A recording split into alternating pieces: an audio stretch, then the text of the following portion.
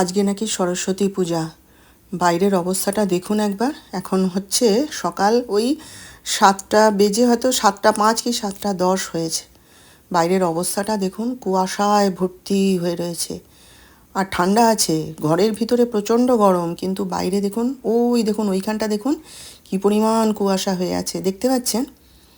চারিদিক কুয়াশায় ভর্তি হয়ে রয়েছে, আলোই নেই। দেখুন আমার ঘর টর সব গুছানো হয়ে গেছে। আজকে তো ডাক্তার সাহেব ঘরে নেই, থাকলে হাতে হাতে করে দিত। আজকে সব আমি করে নিলাম, আর কি করব। বাকি এবার ফার্নিচারগুলো একটু ঝাড়তে হবে, সেটা হবে পরে। জলখাবার টাবার খেয়ে নিই। আর আজকে এত আওয়াজ না চারিদিকে, যে আপনাদের সঙ্গে কথা বলতে পারবো বলে সন্দেহ আছে। আর যিশুর ঘরটা গুছাতে হবে, যিশু এখনও ওঠেনি ঘুম থেকে।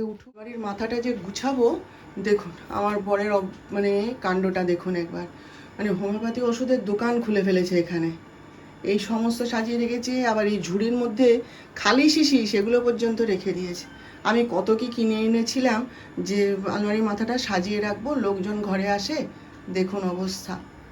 একটা হোমিওপ্যাথি ওষুধের বাক্স কিনে এনে দিয়েছিলাম, জানেন কি সুন্দর কাঠের বাক্স, যে তুমি এর মধ্যে ওষুধগুলো সাজিয়ে রাখো। সে ভেঙে গেছে, ফেলে দিয়েছে, ব্যাস আর আনেও নি, কিছুই না। এই যে এরমভাবে রেখে দিয়েছে। এগুলো তো আমার হাত দেওয়ার উপায় নেই। এই যেরমভাবে রয়েছে, তো আমি যদি এখন একটা গুছিয়ে একটা বাক্সের মধ্যে বা কিছুর মধ্যে রেখে দিই, ব্যাস এলেই চিৎকার শুরু করবে। অত দেখুন কীরকম লাগছে বলুন তো। যত ওষুধ সব এনে এখানে সাজিয়ে রেখে দেবে, দেখছেন? হয়ে গেছে যিশুর ঘরও গুছানো। আমি বললাম না, বেড সুন্দর করে গুছানো থাকলেই গোটা ঘর পরিষ্কার দেখতে লাগে। বাকি তো সব টুকটাক টুকটাক হয়েই যাবে, তাই না? এই যে আমার ছেলের ঘর তার নিজের মনের মতো করে সাজিয়ে রাখে সে। এখানে আমার হাত দেওয়ার প্রয়োজনও হয় না, আর আমি হাতও দিই না। তার ঘর, তার বই, তার সব কিছু দিয়ে সে সুন্দর করে সাজিয়ে রেখে দিয়েছে। এই যে দেখুন। পূর্বাজ লাইফস্টাইলে সবাইকে স্বাগত জানাচ্ছি। আশা করি সবাই ভালো আছেন। তো আজকে তো হচ্ছে গিয়ে সোমবার, আর আজকে সরস্বতী পূজা। তো আপনাদের সবাইকে সবার আগে সরস্বতী পূজার অনেক অনেক শুভেচ্ছা জানাচ্ছি। আপনাদের সবার বাড়িতে নিশ্চয়ই হচ্ছে সরস্বতী পূজা, কিন্তু আমার বাড়িতে নেই আর সরস্বতী পুজো। তো আমাদের পাড়াতে হচ্ছে বড় করে সরস্বতী পুজো, আমাদের ক্লাব থেকে ওরা করে সরস্বতী পুজো। তো আমাদের পাড়াতেও সেরকমভাবে হয় না, কারণ পাড়াতে সবার ঘরের বাচ্চাই বড় হয়ে গেছে। ওই যাদের বাড়িতে বাচ্চা টাচ্চা আছে তারা একটু আধটু করে, আর বাকি সব ওই পাড়াতে যায়, গিয়ে ওখানে হয়। আগে সরস্বতী পুজোতে খাওয়া দাওয়া সব হতো জানেন, এখন আর সেসব নেই। তো যাই হোক, সকাল থেকে তো সমস্ত কাজকর্ম সারলাম। ওই ঘন্টার ধ্বনি, শাঁখের আওয়াজ পাচ্ছি। ওই যে পাড়ার প্যান্ডেলে মনে হয় আরতি হচ্ছে, 10টায় পুজো শেষ, তো আরতি হচ্ছে মনে হয়, তার মানে কাঁসর ঘন্টার আওয়াজ আসছে আর কি। তো যিশুও বেরোলো কাজে, আর ডাক্তার সাহেব তো ভোরবেলা গোপালকে পুজো করে দিয়ে বেরিয়ে গেছে। তারপরে আমি জানি নার্সিংহোমে গেছে, এক্ষুনি ফোন করলো যে আমি কলকাতা চলে গেছি, বিশেষ কাজে আছে বললো আর কি, কী কাজ। তো সেই কাজে আমি বেরিয়ে গেছি, তাহলে আমার জন্য আর রান্না করো না। কালকেও বাড়ি ছিল না সারা দিন, জানেন তো, কালকেও কাজে বেরিয়ে গেছিলো, সারা দিন বাড়ি ছিল না। তারপরে ফিরেছে, তখন সেই রাত্রি বোধহয় তখন 8:30 কি না 9:30 বেজে গেছে, তখন বাড়ি থেকে ফিরেছে, জানেন, এই বাড়ি ফিরেছে। তো যাই হোক, এখন বাজে হচ্ছে 10টা 45। তো জলখাবারের ব্যবস্থা করি, দেখি যিশু এসে যাবে। তো কি করব না করব এখনও কোনো কিছু ঠিক নেই। ঘরগুলো একটু গুছাতে নিয়েছিলাম আর কি। তো যাই হোক, চলুন আপনারা সঙ্গে থাকুন, দেখতে থাকুন। অবস্থা, এক পাল ছানা পোনা নিয়ে চলে এসছে। এই যিশু দেখলে এবারে লাঠি নিয়ে তাড়াবে একে। দেখুন অবস্থা, দেখুন এক পাল ছানাপোনা। তাই বলি তখন থেকে আপনাদের সাথে কথা বলছি, আর কুঁই কুঁই কুঁই কুঁই করে যাচ্ছে কোথায়। দেখুন অবস্থা, দেখুন। এই যে হয়ে গেছে পোহা। এই যে এবারে যিশুকে খেতে দিয়ে দেবো। উপরে একটু চানাচুর ছড়িয়ে দেবো, ঝাল চানাচুর একটুখানি ছড়িয়ে দেবো, ব্যাস, তাহলেই আমার ছেলে খাওয়া হয়ে যাবে। চলুন খেয়ে নিই জলখাবারটা। হ্যাঁ, এগুলো বন্ধ করে দিয়ে এলাম আপনাদের সাথে কথা বলবো বলে। পাড়ায় পুজো হচ্ছে, প্যান্ডেলে মাইক তো বাজবেই, আর চারিদিকেই মাইক বাজছে। আজকের দিনে মাইক বাজবে না, আওয়াজ হবে না, তাই কি হয় বলুন? কালকে গেছিলাম ভি মার্টে, যত ঠাকুর আছে সব দেখে এসেছি কালকে। এই যে আমাদের যে 5 স্টার ক্লাবের পুজো হয়, কালী পুজো হয় না, এই তমলুকের সব থেকে বড় পূজা 5 স্টার ক্লাবের পূজা, সেইখানে ওরা দেখলাম আবার বিশাল প্যান্ডেল করে সরস্বতী পুজো করছে। ভালো হয়েছে বেশ, প্যান্ডেলটা খুব সুন্দর হয়েছে, দেখে এসেছি কালকে। আর কাছে পিঠে কোথাও নেই আমাদের এখানে সরস্বতী পুজো সেরকম হয় না, হয় তবে সেরকম সাংঘাতিক হয় না। পুজো হয় মেদিনীপুরে, বাপরে, এসে যেমন পুজো হয় তেমনি অসভ্যতাও হয়। এখন কি হয় বলতে পারবো না, এত বছর বাদে। যখন আমরা ছোট ছিলাম তখনকার কথা বলছি, ওইখানে ওই কলেজের সামনে, ডে কলেজের সামনে না বিরাট বড় করে পুজো হয়, জানেন, লম্বা করে যত সরস্বতী ঠাকুর আছে লম্বা করে ওখানে পুজো হয়, বিরাট পুজো হয় ওখানে। এবারে সকালবেলায় সব মেয়েরা ওরা ঠাকুর দেখতে বেরিয়েছে, তখন ভিড় যেমন আছে কোনো রকম কিছু নেই, দিনের আলো তো তখন ওসব কিছু নেই। এবার সন্ধ্যাবেলায় সবাই ঠাকুর দেখতে বেরোবে জানেন, হ্যাঁ, অন্য জায়গাতেও হয় কিন্তু ওই জায়গাটার পুজোটা খুব বড় পুজো, ওরা বিরাট করে করে, অনেক রকমের ঠাকুর হয়, মডেল হয়, এই হয় বিরাট পুজো হয় ওই ডে কলেজের সামনে। এবার কি করতো জানেন তো, ওই যেটাকে কলেজ মাঠ বলে ওইখানটায় আর কি, ওরা কি করবে জানেন, যেই সন্ধ্যা হবে এবার লোকজন সব মানে বাচ্চা কাচ্চা নিয়ে সব ঠাকুর দেখতে বেরিয়েছে, এবার যেই ওখানটায় ভিড় হবে না, সবাই যদি একসাথে ঠাকুর দেখতে বেরোয় তাহলে ওখানটায় ভিড় হবে তো, এবার কি করে বলুন তো, দুম করে লোডশেডিং করে দেবে, করবেই। প্রতি বছরের বদমাইশি ছিল ওটা, জানেন তো, যতক্ষণ ভিড় হালকা আছে, দিনের আলো আছে, করবে না। যেই সন্ধ্যাটা হলো আর লোকজনের ভিড় হলো, ওই জায়গাটায় ভিড় হয়ে গেল, সব ছেলে মেয়ে এই সেই সব একসাথে ওখানে ঠাকুর দেখতে গেছে, ভিড় হয়ে গেছে, পট করে লোডশেডিং করে দেবে। এবার বাকিটা বুঝতে পারছেন তো কীরকম অসভ্যতাটা হয়। আমরা কোনোবার যাই না, একবার তখন ওই আমি স্কুলেই পড়ি, বাবা এবারে বলে আচ্ছা চল দেখি যাব, বলে সন্ধ্যাবেলায় সেজে গুজে ঠাকুর দেখতে বেরিয়েছি জানেন। আর তখন আমরা ব্যাপারটা জানি না, পট করে ওখানে লোডশেডিংটা করে দিয়েছে।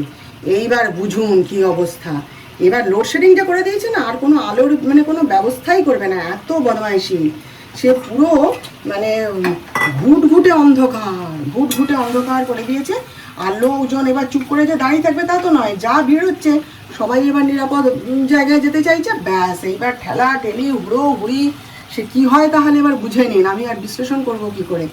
সেইবারে সে বাবা আমাকে সে একবারে বুকের মধ্যে জাপটে ধরে নিয়ে সে ঠেলে গুতিয়ে বেরোচ্ছে, মা তখন ভাইটা ছোট, ভাইকে ওরকম জাপটে ধরে নিয়ে সে বাবা তো চিৎকার করছে, মাকে ডাকছে জলে সোজা চলো কোনো দিকে করবে না, ঠেলে বেরিয়ে যাও, চিৎকার করছে, ওরে হ্যাঁচড়াতে মানে বাবা সেই ভিড় থেকে তো বেরিয়ে এলাম। তারপরে ওইখানেই সবাই তখন আলোচনা করছে যে প্রত্যেক বছর ওরা এই বদমাইশিটা করে, ওই ক্লাবের ছেলেগুলোই করতো বদমাইশিটা, জানেন তো, ওইটাই মজা। ওই ভিড় আলোটা নিভিয়ে দিল, এবার হুড়োহুড়ি মারামারি ঠেলা ঠেলি, তারপরে ওখানে আরও কী হয় সেসব বুঝে নিন, ওই বদমাইশিটা।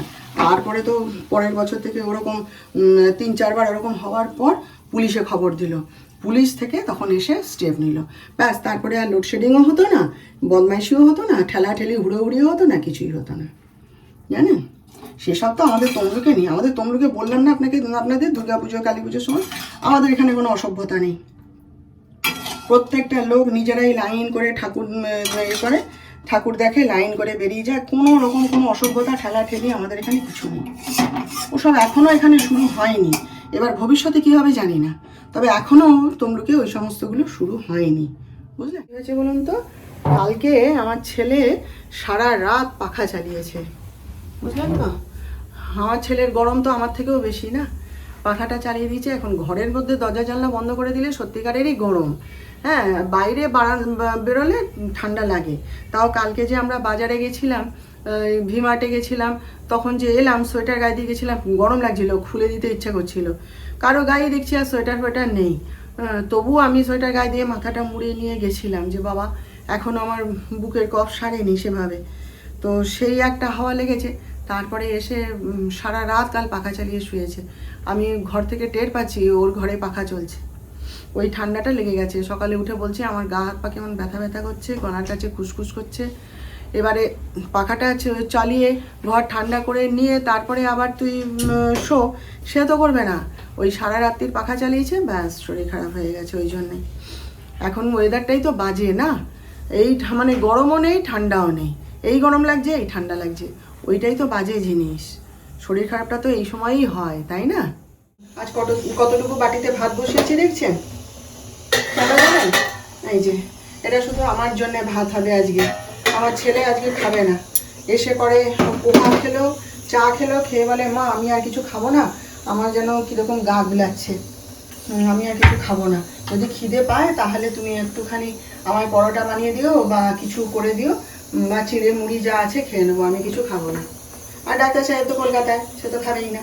সেই জন্যে এই যে এই বাটিটাতে করেই ভাত বসিয়ে দিলাম আজকে, 1 মুঠো চালের ভাত। আর দেখি সবজি একটু কি বানাই, ডাল টাল আর কিছু করবো না, একটু সবজি বানিয়ে নিয়ে খেয়ে নেব।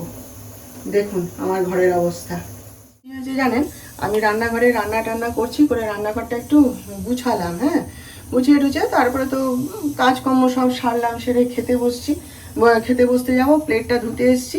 তো দেখি না যে রান্নাঘরের এই জায়গাটায়, এই গ্যাসের এই জায়গাটার কাছে দেখি না কেমন জল জল মতন পড়ে রয়েছে। তখন আমি বলি যে আমি এই মাত্র রান্নাঘর মুছে দিয়ে গেলাম, এত জল এলো কোথা থেকে, নিজের মনেই ভাবছি। বলে আমি বলি মুরগে যাক, এখন আর পারছি না, বলে গিয়ে খেতে বসেছি। খাওয়া টাওয়া হয়ে গেছে, তারপরে সব কিছু পরিষ্কার হয়ে গেছে। এবার জুতোতে মানে জুতোটা ওখানে পড়েছে, তার আমি বলি এটা জল নাকি অন্য কিছু, দেখি হাত দিয়ে দেখি না পুরো তেল ভাসছে জানেন। ওইখানে একটা অনেক দিনের একটা তেলের কৌটো রেখে দিয়েছিলাম, সেই তেলের কৌটোটা ফেলে দেবো বলে, যে একটুখানি এতটুকু তেল ছিল, আমি বলি ফেলে দেবো থাক, এখানে আসছি। ও বাবা, সেইটাই উল্টে গিয়ে সব তেল রান্নাঘরে পড়ে গেছে। এইবার সঙ্গে সঙ্গে তো তাকে কাপড় দিয়ে ও দিয়ে মুছে তুললাম। তেল মেঝেতে পড়লে সে কি সোজা জিনিস গো। দিয়ে তাকে তুললাম, যে শুধু সমানে চেঁচিয়ে যাচ্ছে মা এখন থাক ছেড়ে দাও, এখন থাক ছেড়ে দাও। আমি না, কাজের লোক টোক আসবে দাঁড়া বলে পুছে টুচে গেলাম। সে তারপরে আবার সাবান জল দিয়ে আবার গোটা রান্নাঘরটাকে মুছলাম জানেন, মপ এনে, তাতেও হয়নি। তারপরে কণা যখন কাজ করতে এসছে না, সে গোটা ঘর তেল হয়ে গেছে এই জুতোয়, আর সব স্লিপ কাটছে। কালকে তো মানে এতটুকু রোদ ওঠেনি, মেঘলা অন্ধকার হয়েছিল, আর সে ঘর টরগুলো যেন সে কীরকম ড্যাম্প ভাব, মেঝে মুছলে শুকোচ্ছে না, সে কি অবস্থা। দিয়ে তখন আমি কী করি, সে স্লিপ কেটে যাচ্ছে মেঝেতে জানেন, ওই হল ঘরটাতে।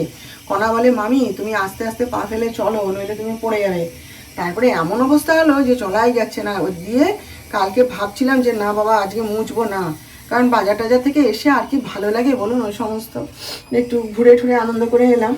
দিয়ে তারপরে সেই আবার জানেন সার্ফ জল করে সে মপ নিয়ে পুরো রান্নাঘর থেকে শুরু করে সবকে আবার মুছলাম। সে মুছলে কি হবে, রোদ আসেনি, আলো ফোটেনি কাল, ওরকম চাপা মেঘলা হয়ে রয়েছে, ঘরের জল শুকাচ্ছে না। সব ঘরের পাখা চালিয়ে আবার শুকনো করলাম। তারপরে ডাক্তার সাহেব এসে সেও জিজ্ঞেস করছে ঘরে কি কিছু পড়েছিল, মেঝে এরকম হয়েছে চ্যাটচ্যাট করছে। তখন বললাম সব। বলে ও বাবা, ও কি আর একদিনে যাবে, তাই আবার চপ্পলে গোটা ঘর ঘুরছে। সমস্ত চপ্পলকে আবার ধুলাম জানেন ওই রাত্রেবেলায়। দিয়ে তারপরে তো মুছেছি, সকালবেলায় উঠে আবার শুকনো ন্যাকড়া দিয়ে, মানে শুকনো যে মপটা আমার ছিল সেইটাকে দিয়ে আবার গোটা ঘর একটুখানি ঘষে দিলাম। দিয়ে দেখছি একটুখানি হয়েছে। কি অবস্থা কালকে জানেন, ওই এতটুকু তেল পড়ে সর্বনাশ করে দিয়েছে কালকে সব। বাজে এখন 10:30 প্রায়। তো আজকে আমাদের হয়েছে আলুর দম আর রুটি, কিন্তু তারা কেউ শুধু আলুর দম খাবে না, তাদেরকে একটু ডিম ভাজা করে দিতে হবে। তো সে কণাকে দিয়ে তার ডিম ভাজা করায়নি, সেই জন্যে এখন এলাম ডিম ভাজা করতে। ডাক্তার সাহেব এই মাত্র ফিরলো কলকাতা থেকে, ফিরে মুখ হাত ধুচ্ছে। আমি বলি তোমরা, যিশু এই মাত্র এসে ঘরে ঢুকলো, তা ওই গল্প হচ্ছিলো এতক্ষণ ধরে, তাই বলি তোমরা চটপট ড্রেস চেঞ্জ করো, পরিষ্কার পরিচ্ছন্ন হও, আমি ডিম করে দিচ্ছি। এই যে ডিম নিয়ে এসছি। আর আমি একটুখানি ওই মসুর ডাল ভিজিয়ে রেখেছিলাম, সেইটাকে একটুখানি সেদ্ধ করে দেবো, দিয়ে কাঁচা তেল নুন দিয়ে রুটি দিয়ে খাবো।